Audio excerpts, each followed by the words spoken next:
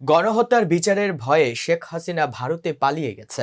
আওয়ামী লীগ হত্যার রাজনীতি করে। জুলাই আগস্টের বৈষম্য বিরোধী ছাত্র আন্দোলনে তারা মতলব উত্তরে 7 জন সহ হাজারো ছাত্র জনতাকে হত্যা করেছে বলে মন্তব্য করেছেন সাবেক তথ্য ও সংস্থাপন প্রতিমন্ত্রী বীর মুক্তিযোদ্ধা মরহুম নুরুল হুদার জ্যেষ্ঠ পুত্র ও চাঁদপুর জেলা বিএনপির যুগ্ম সাধারণ সম্পাদক তানভীর হুদা।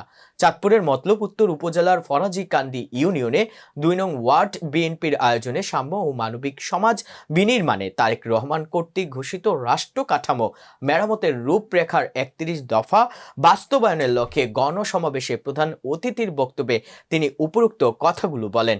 তানভীর হুদা বলেন, দেশে 17 বছর কোনো ভোট হয়নি, দিনের ভোট রাতে হয়েছে। তারা আবার ভোট চুরির স্বপ্ন দেখছিল, কিন্তু জনগণ তাদের দেশ থেকে বিতাড়িত করেছে। শেখ হাসিনা পাশের দেশ ভারতে পালিয়ে গিয়ে দেশের বিরুদ্ধে ষড়যন্ত্র শুরু করেছে।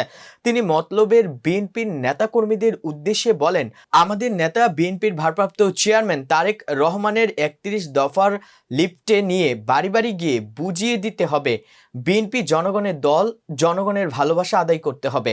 আপনারা এমন কোনো কাজ করবেন না যাহাতে সাধারণ মানুষ ও নেতাকর্মীর মনে বিন্দু পরিমাণ কষ্ট পায়।